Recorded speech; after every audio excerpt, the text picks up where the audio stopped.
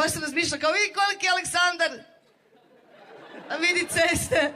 Ne, to. Ali uglavnom, inače se vozimo željeznicama, često moramo ići u Sloveniju u hrvatskim željeznicama i ne volimo se voziti željeznicama iz tog razloga što, ne znam da znate, da zbroj svih vlakova u Japanu, koji je pun kurac veći i od Makedonije i od Hrvatske zajedno, zbroj svih vlakova u Japanu koji kasne u godini dana je 20 minuta. Znači 20 minuta svi, zato rade harakiri tamo i to sve. U Hrvatskoj, ovo je dokazana činjenica, u Hrvatskoj zbroj svih vlakova koji kasne u godini dana je 20 godina. 20 godina mi zakasnimo u godini dana i nije ni čudo da se niko ne voli voziti željeznicama.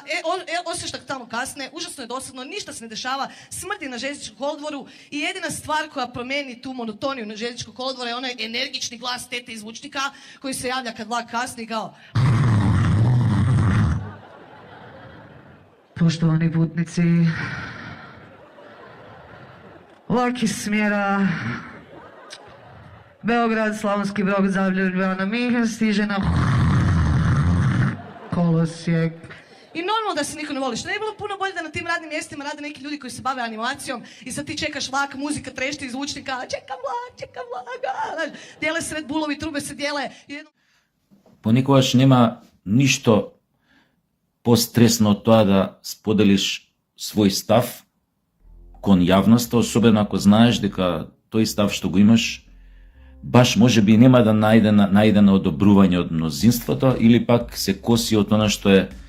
мнозинско мислење во една средина. Намерно не ќе да коментирам, но со денови се коментира оној трагичен случај кога мајката скокна од зграда и си го одзеде животот, а со тоа и го одзеде животот и на својата ќерка затоа што нели ја зела со неа и ја однела во смрт. Гледам разни морализирања, луѓе, знаеш, сакаат да се прават понекогаш и препаметни. Тоа се многу комплексни, човековата природа е страшно комплексна и понекогаш страшно застрашувачка, затоа што никој од нас не знае одредени околности до каква ситуација ќе го доведат и какво дејство може да преземе кое што се коси со здравиот разум, нели во одредени ситуации. Но она што треба да се знае, барем јас така размислам, тоа е мојот став. Многу од родителите мислат дека децата се нивни. Тие деца што ги имаат, дека тие се нивни. Никој не разбира дека децата само ги избираат или ајде да кажеме некоја сила ги одбира баш тие луѓе да бидат спроводници на тие души кои што веројатно доаѓаат од негде и само се материализираат преку тие две тела наречени мајка и татко.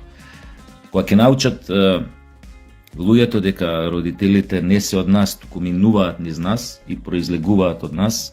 за да си продолжат некој независен живот, подоцна кога ќе станат полнолетни, кога ќе созреат, кога ќе ги сватиме тие работи, веројатно ќе сватиме дека никој нема право да одземе ничи живот, особено не родител на дете, и за тоа не може да има оправдување во никој случај. А дури кога се работи за таков ментален слом кај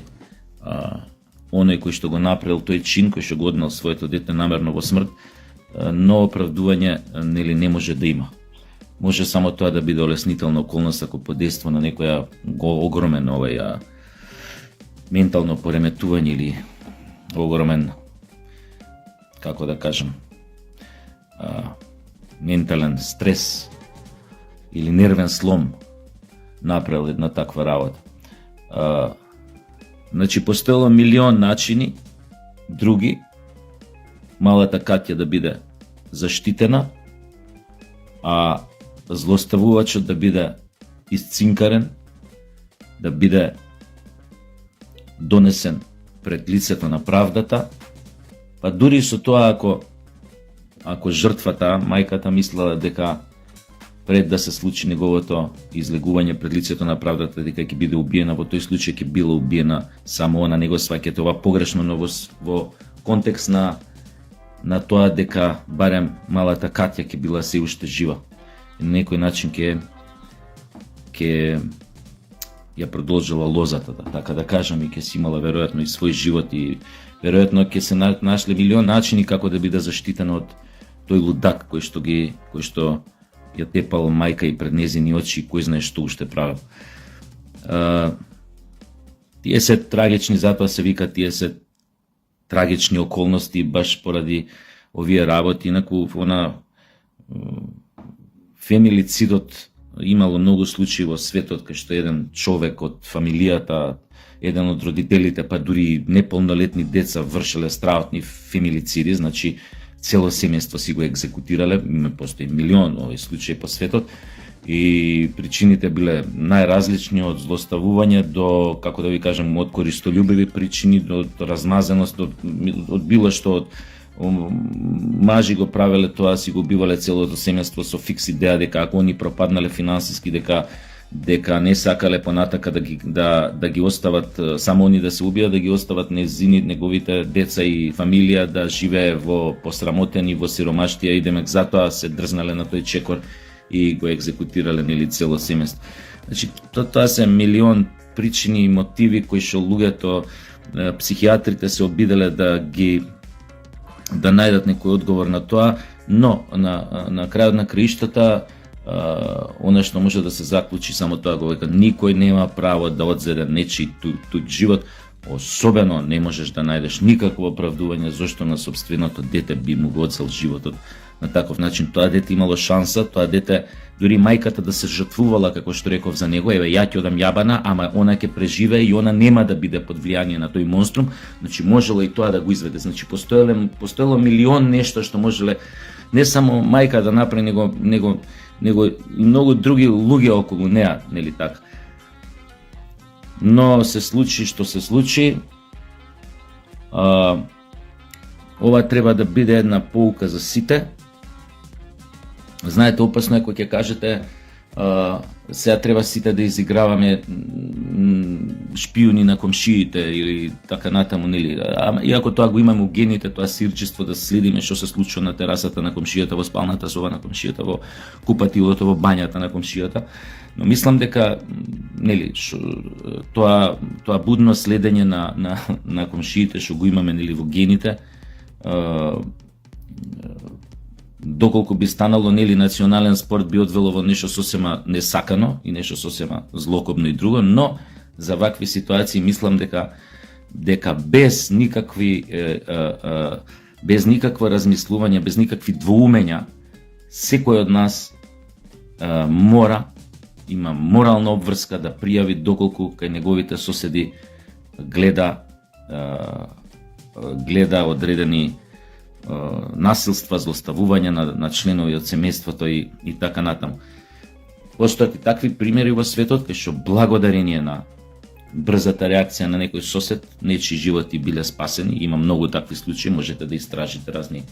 овие криминални хроники, ќе видите дека тоа така, само или пак имате случаи кај што дури комшиите или комшијата буквално лично реагирал во ниедно време на ноќта, влетал во куќата, па дури го екзекутирал злоставувачот кој бил во тоа семејство, во куќата во која што влегол, и дека после тоа дури не одговарал затоа што сведоци, другите од семејството потврдиле, и другите комши кои што слушнале грозоморната расправа или фајтот што се одвивал внатре, додека не влегол комшијата, посведочиле дека навистина комшијата што влегол внатре постапил правилно и успел да спаси неколку животи. Значи џабе е сега, мислам, све што се однесува до тоа семејство. Сите ние знаеме дека такви монструми како тој дотичниот има уште пун курац у градов. Да не зборам колку има по селава, кај што уопште не ни доаѓа нели ниту има камери, ниту има ова, ниту има она, ниту пак некогаш некој ќе дознае што се случува таму, некои забити села, планински села и не знам какви села други, што всушност се случува во нечи домови. Мислам, тие тамо жртви што несомнено ги има, сигурно нема ни да се осудат да пријават во полиција, а уште помалку пак да одат у некое безбедно скривалиште или шелтери, како ги викаат, за да се заштитат себе. Мислам, може и немаат појма дека постои такво нешто.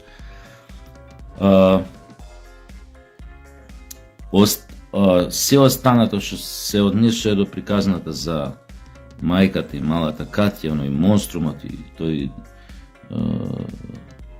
другар му и така, сето друго коментари би се свеле на таблоиди, кој кого, зошто, кога, како бил, што имал, кој со кого. Тоа се таблоидни овие приказни, тоа се озборувања, со тоа не треба да се занимаваме, но сакав да кажам генерално за оваа работа дека според мене, според моето мислење, должност било на мајката прво и основно да го спаси животот на својата ќерка,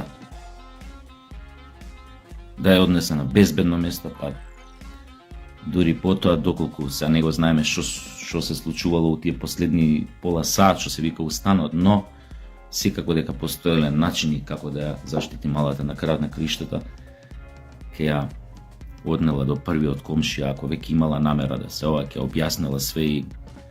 ако веќе им била толку сигурна дека сака да си ги прекине маките, па веројатно отпосле би го направила тоа, но не да ја однесе у смрти. И малата инаку без везе да се морализира и чинот на мајката. Значи, ние не можеме да знаеме што се случува во главите на самоубиците, без разлика какви се нивните мотиви за самоубиството, но не смееме да ги осудуваме. Тоа е исто така човечка одлука. Решил тоа да го направи, имал веројатно причини, не можел да ги надмине и решил да го направи тоа и сега. Ние не сме тука повикани да морализирам.